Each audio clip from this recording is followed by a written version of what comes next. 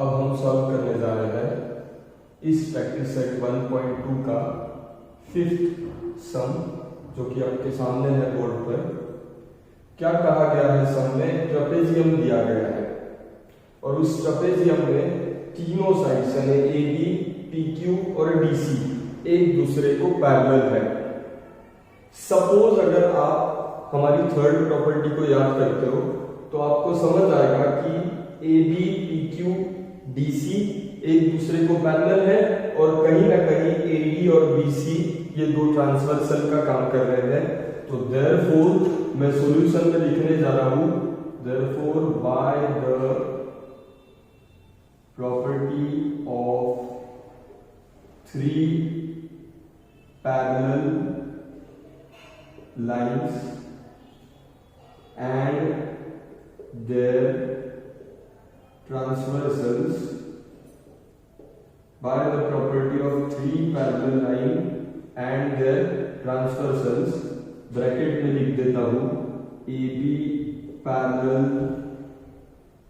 P Q parallel, D C, and let A D and BC are the transversals। ठीक है, क्या लिखा मैंने? By the property of intercepts, by the property of three parallel lines and their transversals. Three parallel lines कौन थे? A B parallel, P Q parallel, D C, and let AD and BC are their transversals. So by the property of three parallel lines and their transversals, I can say that AP upon PD is equal to BQ upon QC, BQ upon QC। Value put up करेंगे हम लोग। AP का value कितना है? 15, PD का कितना दिया है? 12, BQ हमको निकालना है और QC दिया है 14। अगर इसको हम लोग क्रॉस मल्टीप्लाई करें तो 15 into 14 is equal to BQ into 12। 15 into 14 is equal to BQ into 12. Therefore, 15 into 14 upon 12 is equal to BQ। तो आपको पता चलेगा 3 4s are 12, 3 5s are 15, 3 4s are 12, 2 2s are 4, 2 7s are 14, 7 5s are 35 upon 2 is equal to BQ, which is nothing but 17.5 units is equal to the value of BQ। 17.5 units. बड़ा ही simple calculation है। 35 upon 2 last में बचता है, 35 को 2 से divide करते हो तो 17.5 यूनिट्स। ये किसका वैल्यू आपको मिलता है? BQ का वैल्यू मिलता है। तो बहुत ही सिंपल क्वेश्चन था। अब हम करेंगे हमारा 6th क्वेश्चन। अब हम सॉल्व करने जा रहे हैं हमारा 6th क्वेश्चन, जो कि आपके सामने है बोर्ड पर। 6th क्वेश्चन क्या निकालना है? सी ज्यादा उसमें कोई है नहीं, ये डेटा है आपको गिवन में। ये दो एंगल्स एक दूसरे को इक्वल है, इसका मतलब NQ बाइसेक्टर होना चाहिए। हमको बेसिकली QP निकालना है। क्या निकालना है? QP। बहुत ही अब गिवन में तो गिवन डेटा तो फिगर में सब कुछ दे चुके हैं वो लोग, तो मैं सीधे से सॉल्यूशन पर आऊंगा। Solution in triangle MNP, in triangle MNP रे NQ is the bisector। Given में है, ये बाइसेक्टर है। is the bisector of angle n, रे MQ is the bisector of angle n। ठीक है, ये बाइसेक्टर है। अब मैंने आपको एंगल बाइसेक्टर प्रॉपर्टी का यूज कैसे करना है बताया है। therefore I can say, therefore by the angle bisector property,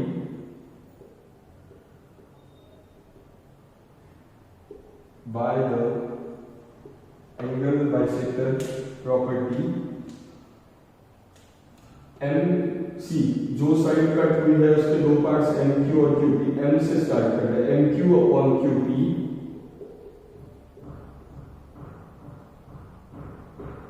will be equal to MN upon NP, MN upon NP। ठीक है, वैल्यू पुट अप करेंगे। MQ है 14, QP निकालना है X, MN का वैल्यू दिया है 25 और NP का वैल्यू दिया है 40। ठीक है, इसको अगर हम लोग क्रॉस मल्टीप्लाई करें तो 14 into 40 is equal to 25 into X, therefore 14 into 40 upon 25 is equal to X।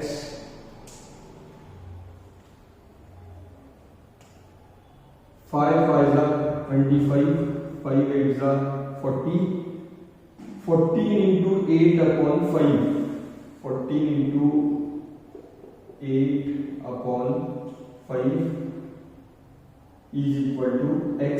X को मैं लिख देता हूं, X यानी कौन है, QP।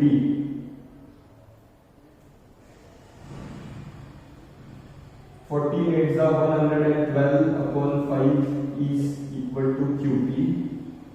5 2 10, 5 2 10,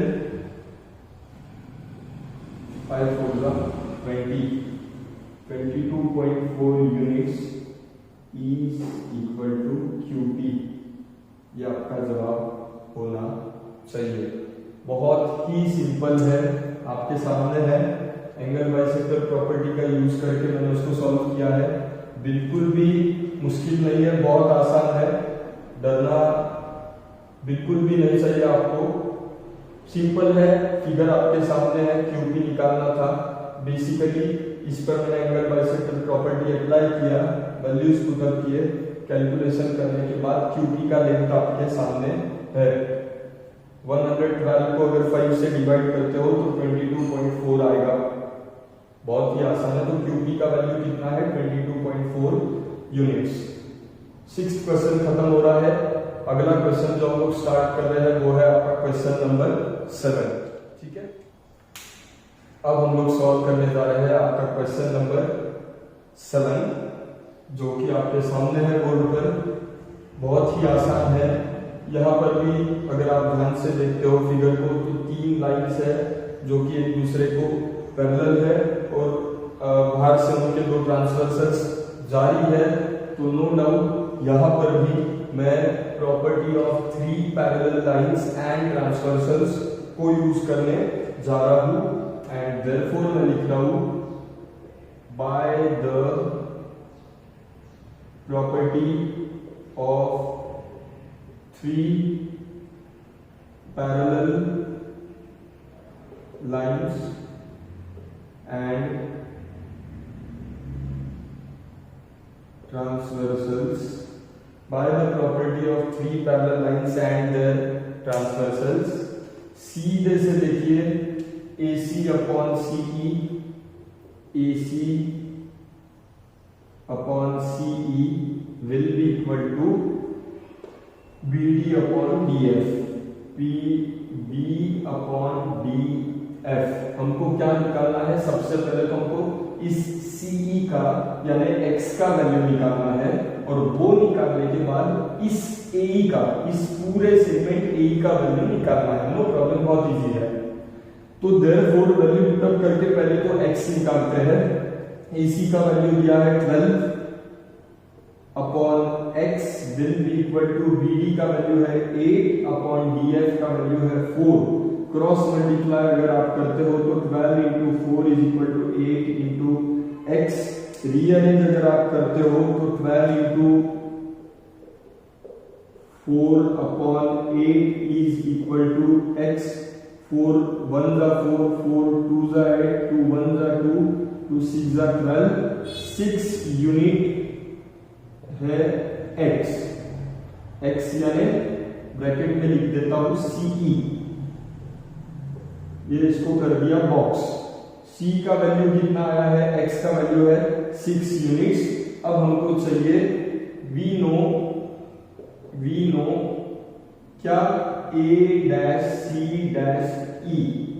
Therefore length of AE, इस AE का लेंथ यानी है लेंथ ऑफ AC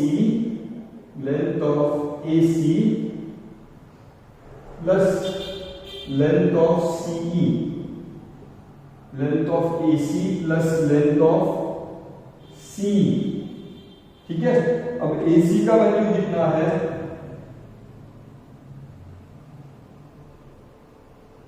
AC का वैल्यू है 12, CE का वैल्यू हमने कैलकुलेट किया 6 and therefore length AE 12 plus 6 यानी 18 units.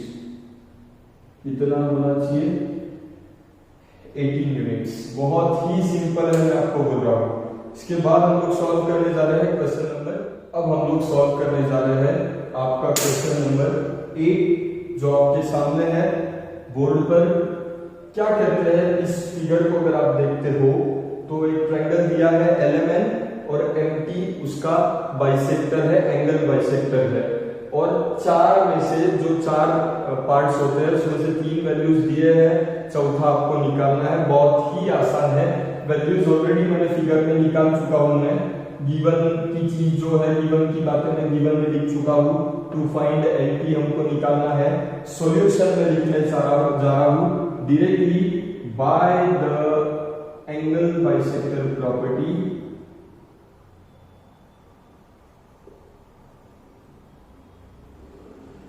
By the angle bisector property, LP upon TN is equal to LM upon MM। L से स्टार्ट किया था ना, LT upon TN is equal to LM upon MM। ठीक, values put up करने जा रहे हैं हम लोग।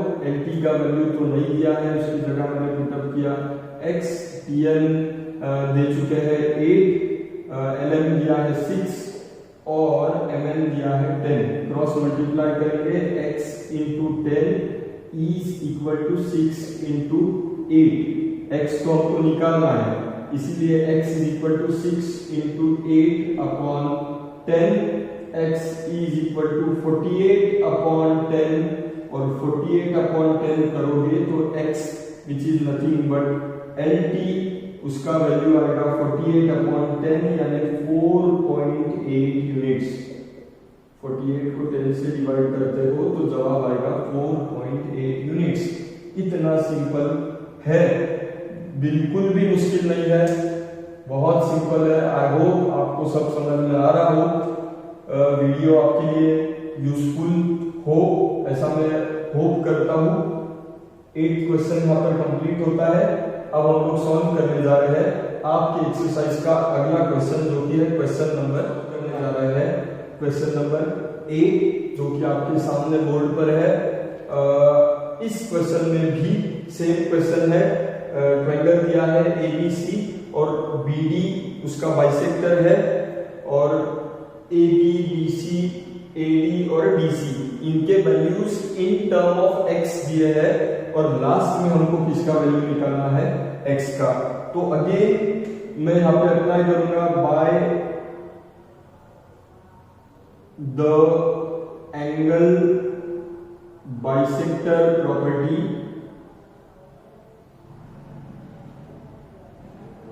बाय द, इंटरेस्टिंग क्वेश्चन है बहुत, थोड़ा सा सिंप्लीफिकेशन होगा, डरने का बिल्कुल भी कोई जरूरत नहीं है। बायडायगोनल बाइसेक्टर प्रॉपर्टी, हम लोग पहले हमें रेशोस ले लेंगे। AD upon BC is equal to AB upon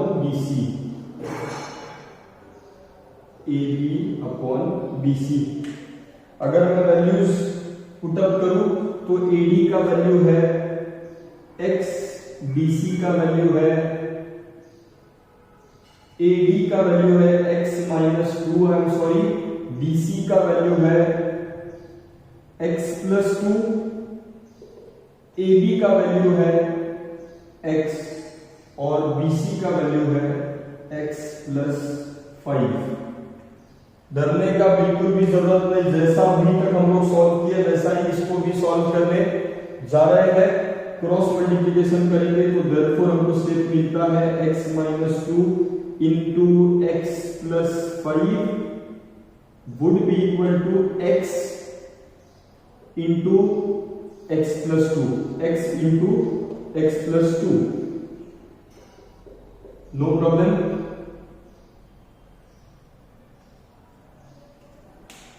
आगे जाएंगे। अब इस ब्रैकेट से अगर हम लोग इसको मल्टीप्लाई करें तो कैसे करेंगे? x इंटू एक्स होगा x square plus x into 5 होगा 5x माइनस 2 इंटू एक्स होगा माइनस 2x और माइनस 2 इंटू 5 होगा minus 10 will be equal to x into x होगा x square plus x into 2 होगा 2x। ठीक है, बहुत ही आसान है। आगे सिंप्लीफाई अगर करने में जाऊं तो आपको दिखेगा कि x स्क्वायर और x स्क्वायर हो जाएंगे कट, x स्क्वायर और x स्क्वायर हो जाएंगे कट, बच रहा है 5x minus 2x minus 10 is equal to, यहां है 2x। अगर सब कुछ रीअरेंज किया जाए तो 5x minus 2x minus 10 minus 2x is equal to 0। ये प्लस 2x इधर आकर का क्या हुआ? Minus 2x। ठीक है, अब 5x माइनस 2x बचेगा 3x, इसका वैल्यू बचेगा 3x, ये minus 2x is equal to 0, minus 10 उधर जाकर प्लस 10। ठीक है, 3x माइनस 2x बचेगा x और 0 प्लस 10 होगा 10, यानी x का वैल्यू है 10 यूनिट्स। x कहीं है x, यानी x और AB is equal to 10, no problem. x का वैल्यू हमको निकालना था, बहुत ही आसान तरीके से हम लोगों ने x का वैल्यू भी यहाँ पर कैलकुलेट किया है। अगर आपको चाहिए कि आप स्क्रीनशॉट लो तो उसको ले लीजिए, नोट डाउन कर लीजिए। मैं आपको फिर रिक्वेस्ट करना चाहूंगा, आपको पूरे वीडियोस टॉप टू बॉटम देखने होंगे, पूरे थरोली देखने होंगे, तब जाके आप every concept, every single question, every single sum को एंजॉय कर पाओगे। ठीक है, आई होप आपके लिए बहुत इजी हो रहा हो। हम लोग सॉल्व करने जा रहे हैं क्वेश्चन नंबर 9, इस एक्सरसाइज का क्वेश्चन नंबर 9, जो कि आई एम सॉरी, ये था क्वेश्चन नंबर 9, ये था क्वेश्चन नंबर 9। अब हम लोग सॉल्व करने जा रहे हैं क्वेश्चन नंबर 10, जो कि एक एक्टिविटी ओरिएंटेड क्वेश्चन है। जा रहे हैं क्वेश्चन नंबर 10, जो कि एक एक्टिविटी बेस्ड क्वेश्चन है। मैं चाहूंगा कि आपके सामने टेक्स्ट बुक हो ताकि आप लोग उसका फिगर देख पाओ बड़े आसानी से। ठीक है, अब उस फिगर को अगर आप देखते हो तो in triangle XDE XP upon PD, XP upon PD will be equal to XQ upon QE, XQ upon QE on the basis of BP. XP upon PD is equal to XQ upon QE। Figure को देखकर मैं आपको कह रहा हूं। अब triangle XEF को अगर आप देखो, XEF को अगर आप देखो तो XQ upon QE will be equal to XR upon RF, XQC in triangle HCF QR was parallel to EF, तो आप BPT अप्लाई कर सकते हो। XQ upon QE is equal to XR upon RF, इसका रीजन होगा on the basis of basic proportionality theorem. अब statement 1 और 2 को अगर आप कंपेयर करते हो तो XP upon PD is equal to XQ upon QE, XQ upon QE is equal to XR upon RF। तो 1 और 2 को अगर आप कंपेयर करते हो तो आपको मिलेगा XP upon PD is equal to XR upon RF, क्योंकि XP अपॉन PD किसको इक्वल था, XQ अपॉन QE, और XQ अपॉन QE किसको इक्वल है, XR upon RF, and therefore from 1 and 2 XP upon PD is equal to XR upon RF। This is out. And अगर ये दोनों equal आते हैं, अगर ये दोनों ratio XP upon PD is equal to XR upon RF अगर equal आते हैं तो I can say that PR should be parallel to DE, therefore PR should be parallel to DE by converse of basic proportionality theorem। Converse क्यों, क्योंकि यहाँ पे lines already parallel नहीं थे, हमने रेशियोज इक्वल दिखाया और बाद में हम लोग कह रहे हैं कि therefore लाइंस क्या होने चाहिए, उस ट्रायंगल में पैरेलल होने चाहिए by converse of basic proportionality theorem। यहाँ पे हम लोग आपका क्वेश्चन नंबर 10th कंप्लीट कर रहे हैं। बहुत ही सिंपल क्वेश्चन था, एक्टिविटी बेस्ड, यानी बॉक्सेस वगैरह छोड़े हुए थे और हमको उनको फिल अप करना था। तो एक बहुत आसान क्वेश्चन हम लोग इसको मानेंगे। अब हम लोग सॉल्व करने जा रहे हैं आपके एक्सरसाइज का लास्ट क्वेश्चन। बहुत ही इंटरेस्टिंग ये क्वेश्चन है जो कि है क्वेश्चन नंबर 11। ठीक है, एक अब हम लोग सॉल्व करने जा रहे हैं आपके चैप्टर का लास्ट क्वेश्चन जो कि है क्वेश्चन नंबर 11। बहुत ही सुंदर क्वेश्चन है, बहुत ही बढ़िया क्वेश्चन है। सी क्वेश्चन में क्या देख रखा है कि एक ट्रायंगल है, फिगर ये लोग पर्पस भी दिए नहीं, ये एक अप्लाइड क्वेश्चन है इन ट्रायंगल ABC। तो चलिए हम लोग सबसे पहले ट्रायंगल ABC निकालते हैं। ठीक है,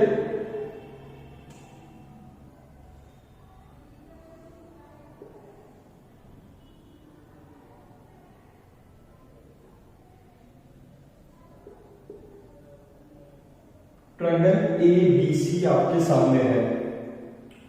कहते हैं कि रे BD bisect angle ABC, angle ABC इसको कौन बाइसेक्ट कर रहा है, रे BD।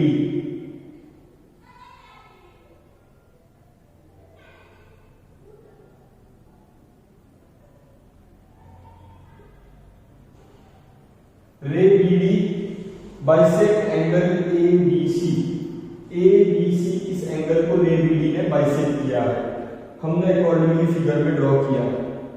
आगे कहते हैं कि रे CE bisect angle ACB, ACB इस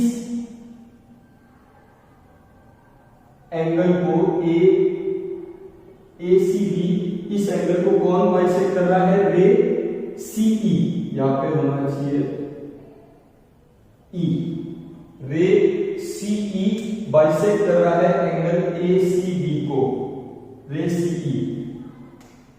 ठीक है, हमको क्या प्रूव करना है कि ED is parallel to BC। इसको जरा मैं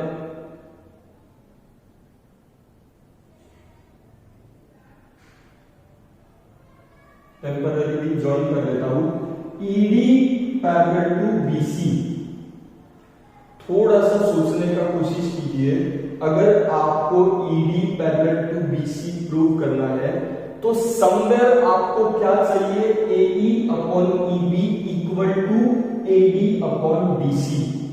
अगर आप इसको प्रूव कर दो कि AE upon EB is equal to AD upon BC, तो आप प्रूव कर देते हो कि ED should be parallel to BC। तो कैसे प्रूव करोगे, बहुत ही मजेदार क्वेश्चन है। एक एक स्टेटमेंट जो मैं यहां पर बनाऊंगा उसको शांति से देखिए, समझने का कोशिश कीजिए, आपके लिए जरूर बहुत हेल्पफुल वो होगा। ठीक है, proof, we know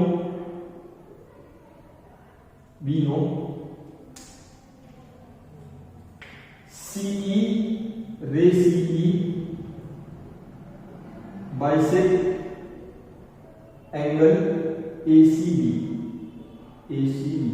ray CE bisect angle ACB। एक टुकड़ा मैं आपको आइसोलेट करके निकाल दे रहा हूं।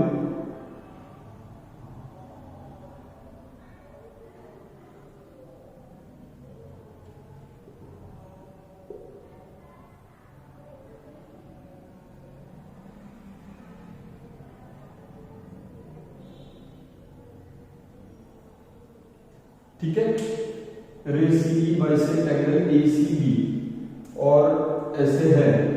इस पर अगर आपको मैं therefore bye angle bisector property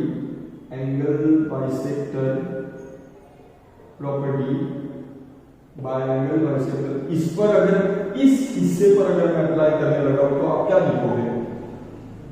आप लिखोगे कि AE upon EB is equal to AC upon CB। इसे मैं कहता हूं statement number 1। AE upon EB is equal to AC upon CB, ये है मेरा स्टेटमेंट नंबर 1। ठीक है, अब मैं सेकेंड स्टेटमेंट बना रहा हूं, इस पार्ट को इरेज कर रहा हूं, एक नया पार्ट आइसोलेट करके निकाल रहा हूं इसी फिगर में से। ठीक है, अब कुछ इस हिस्से को देखिए,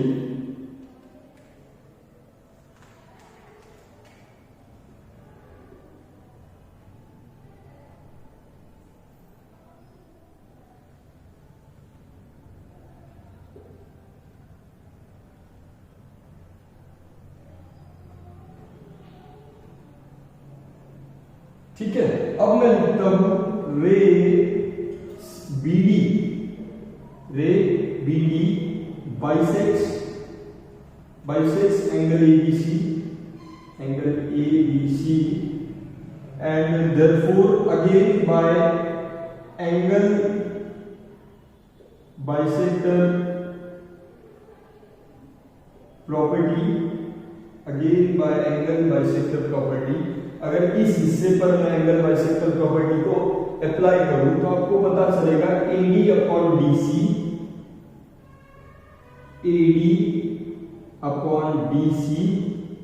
is equal to AB upon BC। इसको कहता हूं मैं मेरा स्टेटमेंट नंबर 2। क्या कहता हूं मैं? मेरा स्टेटमेंट नंबर 2।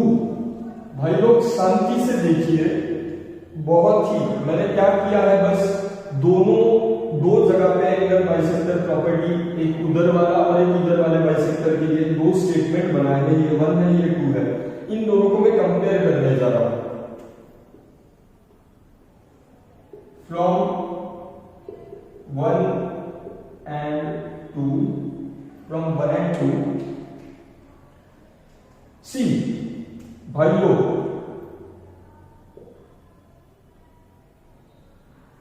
AC और AB एक दूसरे को कॉन्ग्रुएंट है, इन्होंने कहा है। ठीक है, AC is congruent to AB is congruent to AC, one and the same है। यहां बॉटम में क्या है, इसके डिनोमिनेटर में CB है, यहां BC है। CB BC one and the same. यहां के न्यूमरेटर में क्या है, AC है, यहां के न्यूमरेटर में क्या है, AB है। एक और स्टेटमेंट बना देता हूं मैं आपको, अगर थोड़ा और इजी चाहिए इसको, तो दैट इज करके AD upon BC is equal to AB की जगह मैं क्या लिखने जा रहा हूं, AB की जगह मैं लिखने जा रहा हूं AC। इस सेकेंड नंबर के स्टेटमेंट को मैं अपडेट कर रहा हूं, AD upon BC will be equal to, यहाँ पे मैंने लिया है AC, ठीक है, और BC है, BC को मैं लिखना चाहूंगा, BC लिखो या उसको आप CB लिखो, BC लिखो या उसको आप क्या लिखो, CB लिखो, it is one and the same, it is one and the same, ठीक है। यहाँ रीजन मैं लिखूंगा AB is congruent to AC, AB is congruent to AC, तो मैंने AB की जगह चेंज करके क्या लिखा, AC, इसे देंगे स्टेटमेंट नंबर 3, इसको हम लोग देंगे स्टेटमेंट नंबर 3। अब अगर आप तीनों को कंपेयर करते हो, फ्रॉम 1 and 3 कहोगे तो भी चलेगा, 1, 2 and 3 कहोगे तो भी चलेगा, from 1 and 3 AE upon EB किसको इक्वल था, AC अपॉन CB को, AD अपॉन DC किसको इक्वल है, AC अपॉन CB को, तो from 1 and 3 AE upon EB is equal to AD upon BC। भाई लोग मैंने क्या लाया, AE upon, from 1 and 3 AE upon EB is equal to AD upon BC, ये रेशियोज इक्वल आए हैं, and therefore I can say that, therefore I can say that ED is parallel to BC। Actually थी नहीं, हमने इसको prove किया, reason by converse of BPT, hence proved, hence proved। And this is how हम लोग यहाँ पर आपका सेकेंड एक्सरसाइज यानी प्रैक्टिस सेट 1.2 पूरे के पूरे 11 क्वेश्चंस हम लोग बड़े आसानी से मजेदार तरीके से हम लोग यहाँ पर खत्म कर रहे हैं, पूरी एक्सरसाइज हम लोग सॉल्व कर रहे हैं। आई होप आपने पूरे एक्सरसाइज को, पूरे वीडियो को एंजॉय किया हो। अगर आपको सारी चीजें बड़े आसानी से समझ आई हो तो please share the video, like the video and subscribe the channel and Anand Hiran tutorials. और भी कोई क्वेरी है तो मैं आपको बिल्कुल हेल्प करूंगा। एंड अगले एक्सरसाइज के लिए यानी प्रैक्टिस सेट 1.3 के लिए पहले जो थ्योरम वगैरह है या जो प्रॉपर्टीज है पहले मैं उनको एक्सप्लेन करके एंड देन मैं आपका प्रैक्टिस सेट 1.3 जल्द ही अपलोड करूंगा, ठीक है। Thank you so much.